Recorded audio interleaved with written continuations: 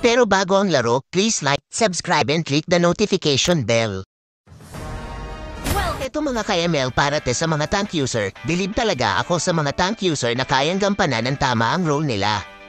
Yung tipong tutulungan ng jungler para mapabilis ang pagpa-farm at nakakapag-rotate ng tama, kayang samahan ng marksman at higit sa lahat nakakapag-set ng 5, pero para sa akin mga ka-ML okay na sa akin ang makapag-set kahit hindi man 5 mahalaga may puntos kayo makukuha at lalamang ang kasamahan nyo. Kahit isa o dalawa man ang maset ayos na yon mahalaga na gamit mo ng maayos ang skill mo.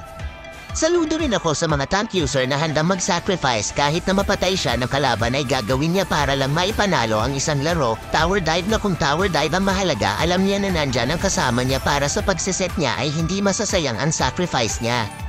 Dito sa game na ito hindi talaga ako nakapag-set ng 5, gusto ko lang ipakita sa game na ito na kaya manalo kahit hindi ka gaano kagaling mag-set basta may team fight at marunong tumingin ng mapa ang mga kakampi, ang laki ng chance na manalo.